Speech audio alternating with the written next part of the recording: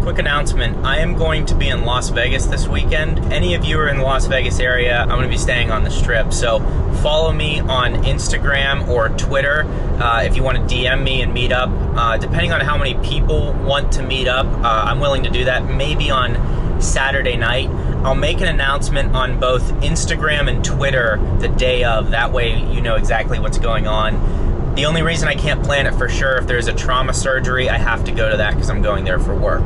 But if everything's calm on Saturday, I think maybe a little evening meetup. Bring your cars, maybe we can do some ride-alongs or whatever. I'm just interested to see what everyone has going on in the Las Vegas area. So I guess we'll see how it works out. Follow me on those two platforms. Enjoy the video. Good morning, Tesla Nation. This is your host, Jeebs. Wow, the car had the door wide open going down the street. And I'm playing Get Low by Little John and the East Side Boys. Man, I was just jamming. Back on the Tesla train here. Some of you were like, it's a Ford, who cares? My last video? Jesus, relax. Relax. You weren't here for the other years of me making Ford Focus ST videos. I made 161 of those. I got at least 160 Tesla videos in me. So if you want the stock prices to go up, you gotta deal with the other stuff, okay? Relax. Some other updates here. Battery day is coming. I don't know what to expect. I'm gonna get another Tesla though, I can tell you that. Well, here's what's holding me back from getting another Tesla right now. One, it's not money. I have unlimited funds, okay? Unlimited. But here's what's holding me back, because I do love the Tesla, and I love Tesla. I can't speak to other electric vehicles because none exist. The Nissan Leaf is not a real car.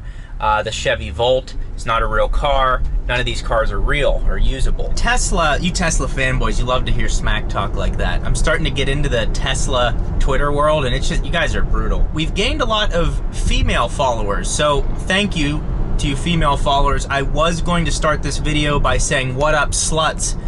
But I felt that's not appropriate any longer to a female audience.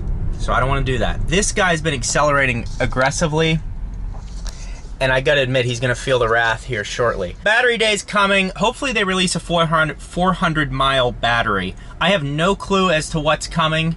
ST Nation, there's an ST right up there. I have no clue as to what is coming. Once Tesla can make a 400 or 500 mile battery, I will probably get that. Right now, this car is perfect for me. The Model Y has all the space and has enough range for me to do my daily job and not pollute, while still having a car that is very fun to drive. Until they get a car that is has significantly more range, I'm not gonna have two electric cars. It's just not plausible, because there's some road trips right now where they're much shorter in a gas car. That's just the truth. The charging speed is not there, and the battery capacity is not there. That's not a negative thing. That's just part of the process of you know, research and development and advancing the electric agenda. Here, let's blow this guy's socks off. Hit it on it, gone. Look how far back that human being is.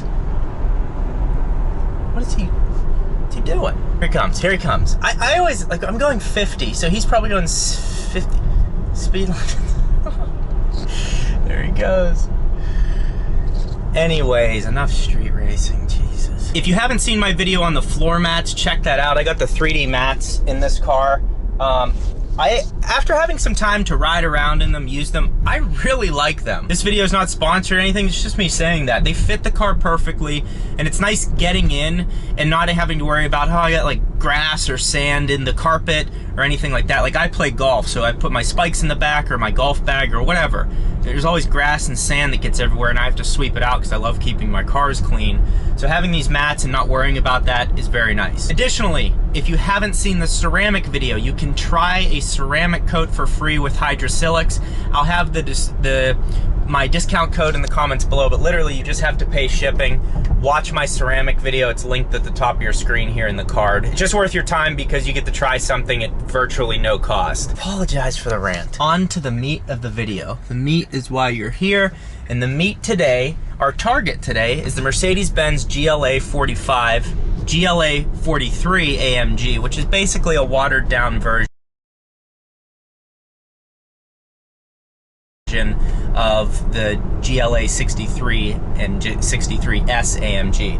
I did consider getting the GLC 43 before getting my Model Y, but it just didn't make sense, and I felt that if I got a Model Y and started making videos on it, that was going to be more of a return than a Mercedes that is kind of blended into a market right now. Right now, the Model Y is supposed to be Tesla's biggest seller. I don't know if it's lived up to that yet. I don't know what the numbers are, and they're still trying to perfect manufacturing, but they have a while to go. In the end, I think the Model Y will be the top seller as long as the price can keep coming down. Model 3 is a big advantage starting in the high third of the video. I needed to take a breather, you know, I was a little jacked up listening to Little John. The Mercedes GLC 43 AMG. Basically, what Mercedes has done is they've put a step between a normal Mercedes and an AMG model to get more people to go for the AMG. So it's an engine, it's a 3-liter V6 engine that is tuned by AMG. It's not a handcrafted AMG motor. So it's like it has some AMG parts, some not. So it's kind of in between. I think it's smart of them to do it. I considered buying it, but this just made a lot more sense. So the nice thing about this comparison is they have a coupe model. Their phone's low on battery. Boom. I tell you what, it's awesome that the Model Y comes with those chargers standard. I feel like they all should. $63,000 for the GLC 43 coupe. $59,500 for the regular SUV. A couple other things. 0 to 60 time, 4.7 seconds on the Mercedes, 4.8 on the Tesla. Tesla's also been tested at 4.6. The Mercedes has also been tested at 4.6. So basically a tie there. I still feel like in a real world drag, the Tesla would just take off so much harder. They both seat 5. The Model Y will have the capacity for seating 7. I don't know how you're going to seat 7 people in this thing, if I'm being completely honest with you, but you have the option, whereas you don't in the GLC. 18 miles per gallon city, 24 miles per gallon highway, which actually for that type of a motor, 385 horsepower, 384 torquers, that's not terrible, but again, not nearly as efficient as the Y. Now on to something that's a little more important for people, I would think, is cargo capacity. 17.6 cubic feet with the seats up, 49.4 with the seats down. The Tesla has 68 cubic feet of storage when you put the seats down. That's just crazy to me. That's a huge amount of space. Like, I've tested it before. My friend actually just went camping in his. I wasn't able to go this past weekend, but I am going to do that to experience this car and see what it's like to sleep in and fart and then live with that the entire night, circulating the air. I mean, there's a lot more cargo capacity in this car. The other question you have to ask yourself, and I ask myself this too, is looking at these cars on paper, they're very close. The one huge advantage that the Tesla has is the cost. The $49,900 is where the Tesla starts, and basically $60,000. There's a GLC right there. Basically $60,000 is what you're looking at for the GLC, depending on if you get the coupe at $63,000 or the regular SUV at $59,500. So the Tesla starting at $49,900 has a huge advantage. Then back to the GLC, the advantage they have there is it has gas. It's a gas-powered car, so you go to the gas station, 5 minutes, you're filled back up. You can more easily go on road trips and not have to worry about charging. It's going to take you much less time. If you have another car, and it's not going to be your only car, then I think the Tesla has the advantage.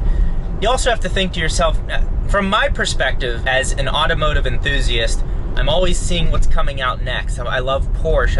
I love all of the normal manufacturers, but I also love Tesla, and that's why it's interesting for me to cross over into this. And tell me if I'm wrong on this. I feel like Tesla owners, or the people that are really into Teslas, are generally not the normal gearheads. And what I mean by that is, I feel like the people who got Teslas, yes, concerned about the environment maybe, but they like technology more than anything. And the reason I say this is when people make the abbreviations like my or my M3, it's almost like an SSD, it's almost like they came from the tech world, like saying an SSD drive, a solid state drive, or a SAN, a storage attached network, or a NAS, network attached. NAS, what does NAS stand for? But anyways, it reminds me of the technology jargon that has been leaked now into the car world when referring to their Model 3. Like an M3 to me is a BMW. So when you say M3, it looks very weird online. And I think most I guess regular enthusiasts would feel that way. My point is, what is the coolness factor of the Tesla Model Y? I think to the average person getting in the car, they're just excited to get in a Tesla. Everyone that gets in this thing, it's a full conversation, it's hilarious, you go through the same thing, but it's fun, it's really fun. Everyone's excited about it and happy to get in the car. It's like, if you get in a Mercedes, you're like, oh, this is a nice car. And that's basically the end of the discussion, unless the seats can massage you or something like that. But other than that, it's like that. It's just a Mercedes, whatever, nice car. This, it's totally different. You have to explain, yeah, there's no engine. Yeah, there's nothing up front. It has a frunk. There's that whole conversation. The coolness factor, I think the Tesla has the advantage. I would say a GLC 63S is really cool. I'd say that's cooler than a Model Y. And maybe I would say a Porsche Macan is a more desirable car from my perspective. As an enthusiast, I think that'd be a more fun car to drive. But again, I don't know. I need to get them back to back, and then we'll go from there. So you have to ask yourself, when you're looking at these two cars, no pollution out of the Tesla. In Arizona, my registration cost $167 for 5 years. My M2, I just renewed my M2 for 1 year. It cost $707. When I first got the M2 for the first year, it was $867. So there's those savings and perks, and that varies state to state. So that's what I have recognized here in Arizona, plus being able to use the HOV lane at all hours of the day. I have the cloud plate, so you have that advantage. There's so many things, and then things like this, the infotainment system, it's constantly getting better. Whereas Mercedes, you're stuck. You get the infotainment system, and that's it. And to upgrade it is extremely expensive. I remember when we were going to upgrade the Sync from Sync 2 to Sync 3 in my wife's Ford, it was $3,000. And it's not worth it. So the fact that you get the free updates with this, it has an incredible sound system. It's fast. It has a low center of gravity, which the GLC does not because the engine's sitting up high. This thing handles incredibly well. There's a huge tire in the road today, and I had to swerve. In this thing, I think it's called the elk test. I had to get out of the way quickly and veer around it. The corner's flat. I mean, it handles like a sports car. It's incredible. So there's all of these other things. The main issue I think people will come down to is, am I going to be able to take this car on road trips comfortably and not have range anxiety? I am going to be doing a comedy skit on range anxiety coming up. I think you'll enjoy it, so stay tuned for that. But I think that's a legitimate concern. Do you do a lot of road trips with your family? Do you just travel far, over 500 miles often on a daily basis? That could become a problem because realistically, gone round trip 200 and what was it? 200 and about 30 miles. And I had 49 miles left of range. So that was good, but again, you had to just make sure, okay, like keeping my speed at 75, how's the AC? You're thinking about more than in a gas-powered car, or as ICE, as you people like to say, where you can just fill up in 5 minutes and you're back on the road. So if you can deal with having 316 miles of range, or 300 miles of range, or based on whatever Tesla you get, if it's the Model Y or anything. If that's going to work for you, I say get the Tesla. If it's not, then I would say get the Mercedes. The other thing about the Mercedes, it's going to heavily depreciate too. So if you're just going the route of the Mercedes, I say certified pre-owned, or pre-owned with some type of warranty. Or if you have enough money, you don't really care, and you like to just get new cars, just get the new one. One thing I always say to people say, save the manual transmission, merch down below. Save the manual. Well, if no one's buying manual transmission cars that are brand new, they're not going to continue to make them.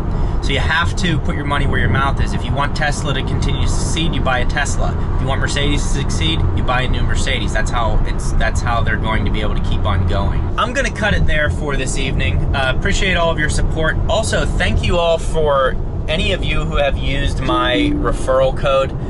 Very thankful for you to use that. I think about 30 people have used it at this point, and one of you used it, I think Christian was the name, used it for solar. So thank you for that.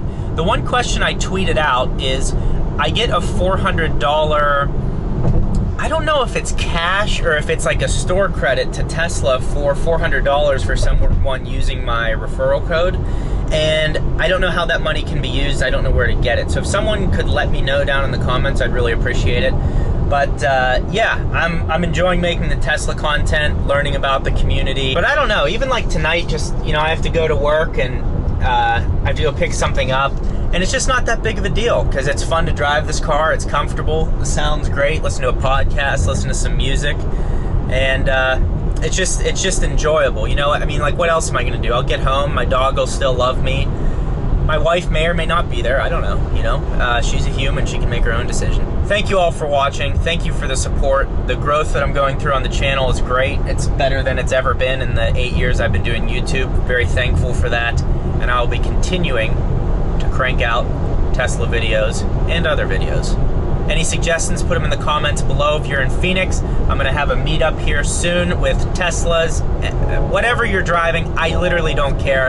I just wanna have a meetup, meet you guys, see what you're driving, and make a video on it. Thank you for watching. We'll see you next time.